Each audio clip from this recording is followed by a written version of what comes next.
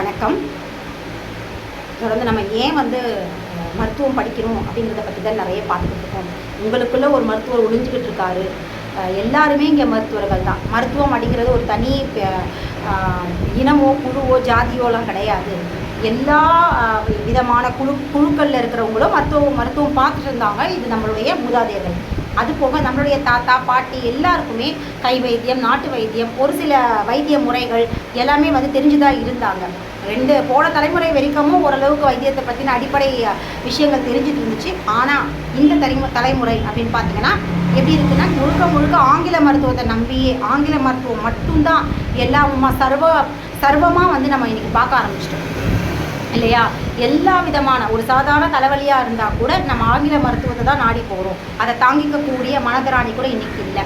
அந்த அளவுக்கு நம்மளை ஒரு மருத்துவ அடிமைகளாக மாற்றிட்டாங்க, வைத்திய அடிமைகளாக மாற்றிட்டாங்க மேக்சிமம் இல்லையா? இன்றைக்கி யாருமே ஒரு சின்ன வலியை கூட பொறுக்கிறது இல்லை. ஆனால் இதே ஒரு சில 50 வருஷங்களுக்கு முன்னாடி, அதாவது நம்மளுடைய அப்பா அம்மா இருந்த ஜெனரேஷன் எப்படி இருந்தது அப்படின்னு பார்த்தீங்கன்னா, அவங்களே இன்றைக்கி நம்மளுடைய ரொம்ப ஓவரான அறிவியல் அப்படின்னு சொல்கிறோம் இல்லையா, மருத்துவ அறிவியல் வழியாக வயதான காலத்தில் அவங்களே தூக்கி போய் இங்கிலீஷ் மெடிசனை ஃபுல்லாக டிபெண்ட்டாக ஆக்கிட்டோம். நம்மளுடைய டேலண்ட் தான் அது. ஆனால் அவங்க நம்ம ஏஜில் இருந்தப்போ, அதாவது சின்ன வயசில், இப்போ நம்ம ஏஜ்னால் ரொம்ப சின்ன வயசில் இருந்தப்போ ஒரு 30 வயசு வரைக்கும், 30 40க்குள்ளே இருக்கிற வரைக்கும் அவங்க முழுக்க உடலுடைய இயக்கங்களுக்கு எதிராக நடந்ததே கிடையாது. மேக்சிமம் கை வைத்தியங்களும் அவங்களுடைய அப்பா அம்மா சொல்லிக் கொடுத்த ஒரு வைத்திய முறைகளும் அதற்கும் மேலே வலியை தாங்கக்கூடியதா. ஏன் அப்படின்னா, இப்போ இருக்கிற generation full and full caesarean தான். வலின்றது கொஞ்சம் கூட தாங்கிறது இல்லை. இதுக்கு ஒரு ஜெனரேஷனுக்கு முன்னாடி நம்ம அம்மா எல்லாருமே பிரசவ வலியை தாங்கினாங்க.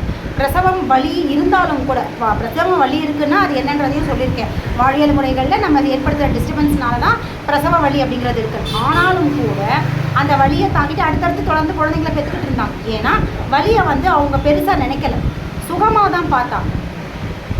தலைவலி வந்தாலும், காய்ச்சல் வந்தாலும், பிரசவ வலியாக இருந்தாலும், மாதவிடாய் காலங்கள் ஏற்படுற ஒரு சில அந்த தொந்தரவுகளாக இருந்தாலும் கூட அதெல்லாம் பெருசாக அதுக்காக மருத்துவத்தையோ வைத்தியத்தையோ அவங்க தேடி போனதில்லை.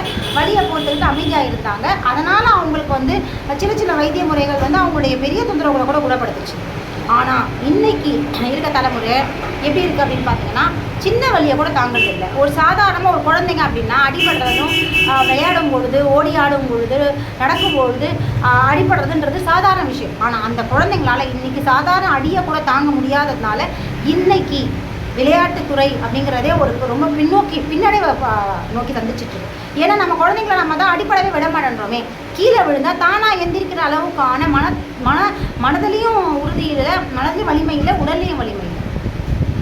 சின்னதாக அடிப்பட்டால் உடனே ஓடி போய் பெற்றவங்களும் தாயும் சரி அவங்கள பலகீனமாக்கிறாங்க. எப்படி பலகீனமாக்குறாங்க அப்படின்னா, குழந்தை அடிபட்டுச்சே, சரி இன்னொரு விளையாட வேணாம் அப்படின்ற இடத்துக்கு போகிறாங்க. இதெல்லாம் ஒரு வழியாக, இதையும் தாண்டி போ அப்படிங்கிற இடத்துல அவங்கள கொண்டு வந்ததில்லை. ஏன்னா அது சின்ன வயசுல இருந்தே, அது பிறந்த குழந்தை நடைப்பழகுது இல்லையா, அப்போவே அந்த குழந்தைங்க விழுந்து எந்திரிச்சு தான் பழகுவாங்க. கிராமப்புறங்களில் இந்த செலவு சாதாரணமாக எடுத்துக்குவாங்க. குழந்தைங்கன்னா நடக்கும்பொழுது விழ தான் செய்வாங்க. இது வாழ்க்கையோட தத்துவத்தை அப்போவே அந்த இயற்கை சொல்லிக் கொடுக்குது. ஒரு குழந்தை நடப்பழகும் பொழுதும் சரி, உடலில் ஏற்படுற மாறுபாடுகளும் சரி, உடல் உறுப்புகளோட வளர்ச்சி ஏற்படுற காலங்களிலும் சரி, தொந்தரவுகள் அப்படிங்கிறது இயல்பான ஒன்றும், கீழே விழுந்து எந்திரிக்கிறது அப்படிங்கிறது வாழ்க்கையோட தத்துவமும் கலந்தது தான் நம்மளுடைய வாழ்க்கை. எதிர்காலம், நம்மளுடைய இனி பயணிக்கிற காலம், அதாவது அந்த குழந்தை வளர்ந்து வாலிபனாக ஆகிறதும், அதற்கு அடுத்த ஸ்டேஜ்க்கு போகும்பொழுதும் அதோடைய வாழ்க்கை இப்படித்தான் இருக்கும் அப்படிங்கிற படிப்பினையை நமக்கு சின்ன வயசுலேயே கற்றுக் கொடுக்குது. தொந்தரவு வரும்போது அதை பெருசாக எடுத்துக்கக்கூடாது, கீழே விழுந்தால் நம்மளாக எந்திரிக்கணும், இந்த மாதிரியான படிப்பினையை நமக்கு இயற்கை நம்ம குழந்தையாக இருக்கும்பொழுதே சொல்லிக் கொடுக்குது. ஆனால் அதெல்லாம் நம்ம முன்னோர்கள் புரிஞ்சு நம்மளாக எந்திரிக்கிறதுக்கும் நம்மளாக செயல்படுறதுக்கும் விட்டாங்க. ஆனால் இன்றைக்கு இருக்கிற பெற்றோர்கள் ஒரு குழந்தைங்களை தன்னியல்பில் தானாக செயல்படுறதுக்கு விடுறதே கிடையாது. எல்லாத்துக்கும் ஒரு பயம், எல்லாத்தையும் அவங்களுக்கு ஒரு அச்சத்தை கொடுக்குறதும், அவங்கள தன்னியல்பில் வாழ விடாமல், எந்திரிக்க விடாமல், நம்மளே போய் புஷ் பண்ணி கூட இருந்து கையை பிடிச்சி எழுப்பி அவங்கள சார்பு மனிதர்களாக மாறுது.